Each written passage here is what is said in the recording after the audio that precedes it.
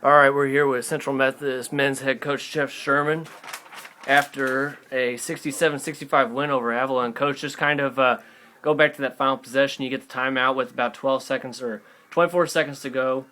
Kind of just take us through that last possession. Tell us how you drew that up. Well, yeah, it's a real elaborate situation there. Really, right before that, if you remember their possession, we're down, and they had the ball, and they had offensive rebounds. So they could have ran that clock out, and I thought we had a great defensive play that forced the back door. So it allowed us to have the ball right there at the end. But basically, we called us a timeout. The guys are feeling pretty good. This is a situation that we want to be in. I basically had a player that basically wanted the ball. Melvin Tillman wanted the ball. I think in that situation, we pretty much designed a play that was for the point guard to isolate and give the ball to Mel. Mel squares everything up. We told him to wait till the end. Our goal was to go at the very end, and we were going to either win it with whatever shot decision that we had. We all trusted him that he was going to do it. You don't know it's going to work as well as it does. But he basically made the move. We basically said Rob was going to be on one wing, Eric Franklin was going to be on the other, and you make a decision. You either take the shot, which he was going to want to take. That's why he had the ball. He got doubled up right there, saw Eric Franklin right there in the corner, and Eric drained it. What a finish! I mean, it was just perfect. But it wasn't anything that I did. Those guys did that themselves. And again, that was one of those things. From watching the stands, my eyes were on those two guys. Honestly, I thought it worked out just the way you're talking. I thought your first option was to go with Melvin through the lane because that shot had been successful for him in the final few minutes of the second half. But you almost, I was really surprised they left Eric as wide open as he was, as high as he was from three-point today. Well, there's a reason for that, and it takes a good player to be able to set this up. When that clock's winding down, everybody in that gym knew Mel was going to take that shot, even Avila. At that point, Mel did too. And when he started to make that move and he started seeing that they were going to, you're not going to let a guy just shoot an open shot. So what you hope for, there's enough time running off that he doesn't have enough time to make an extra pass. I would have wanted my guys to force the guy to make an extra pass. The best part about it was there was no time lapse. I mean, the pass was right there. Eric caught it, squared up, and shot. I mean, there wasn't a lot of time to do anything else. Had Eric been covered, it probably wouldn't have happened. And that was not a decision that you probably want to make. But that's why it was so good that he waited. He was so unselfish that he trusted his teammate to win the ball game. He was going to win the ball game. He knew he was going to win the ball game. In essence, he did. He got the assist to win the ball game. I mean, you've had two really huge wins this week. First, go on the road up to Graceland, win a tough one where you're leading most of the second half and you're able to hold them off. What does this really talk about? How does a game like this really define your team here in the final few months of the season that they're able to win these close ball games? Well, we talked about going up to Graceland. I felt good. We just got off the two toughest teams, Mid-American Nazarene and Evangel. We played pretty well half the games against those teams. And I think the guys are getting a lot more confidence. We left at Mid-America, and I sat there and I started thinking, you know what? I think we're starting to buy in. I think they're going to be okay the rest of the way. We go into practice, it just seemed like we're not the team that right now is sitting in seventh place. I mean, we didn't act it.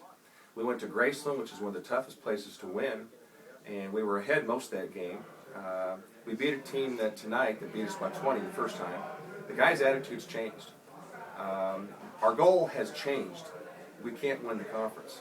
We can't finish second or third or fourth. We can't get a home court.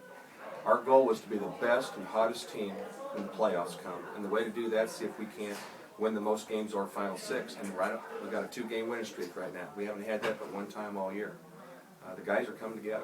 And just talk about how physical a game this was, just because, I mean, there were so many charges drawn. I mean, you could tell it was going to be a physical game. How do you like the way your kids handled that pressure? First of all, we picked up more charges tonight than I think we have all semester. That's been one of our weaknesses, rebounding and charges. We stepped up. We still were out rebounding tonight, and we're a small team, but our rebounding is really picking up the last couple of games. I was thoroughly thrilled with our charges tonight. Now, we also gave up a lot of charges, but we wanted our guys to attack. My hat's off to Avila. They're a good ball team. They are strong, they are aggressive, and they bring out either the best or the worst in you. They brought out the worst in us at their place. they brought out the best in us tonight, and that's what we needed our guys to be able to see, that we can handle that type of pressure, keep our heads, and still be able to execute the game plan like we did. And it's, I'm very pleased. I mean, I don't have the scoring totals in front of me, but it was a great all-around team effort, I think, scoring-wise. And, like, obviously when it came down to the stretch, you had, like, one of three options as you were talking about wanting to take that last shot.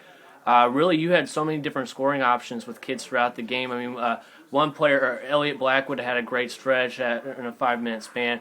Eric Franklin the same way. I mean, it was really balanced scoring attacks, I think, throughout the game.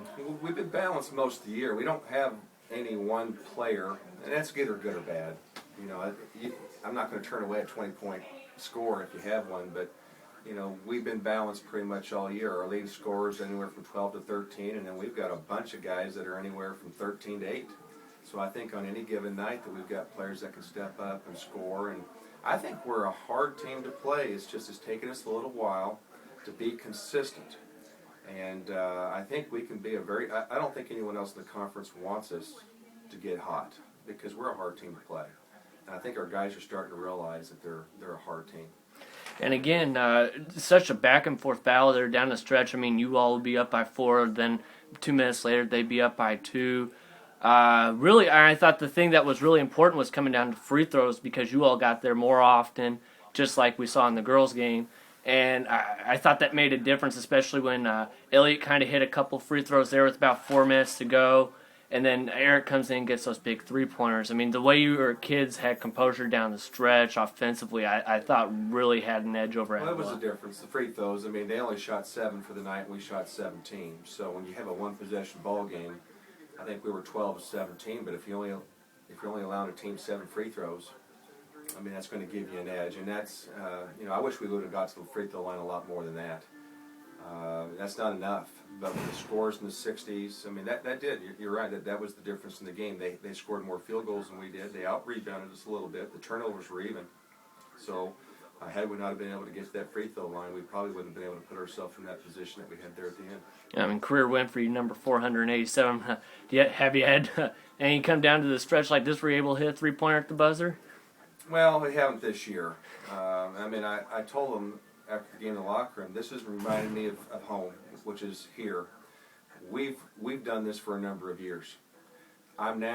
They get now see how excited the crowd was. When that shot went in at the buzzer, the whole stands just exploded. That's what Central Methodist basketball here at Puckett Field House has been like, with those type of finishes, with us on top. This hasn't been a real good home stretch for us. We have not, this is probably one of our lowest home win-loss records in a long time, and now they're starting to get a little bit of fun back playing home. And it just so happens we have a lot of good teams in our league this year, so I want them to be considered one of them.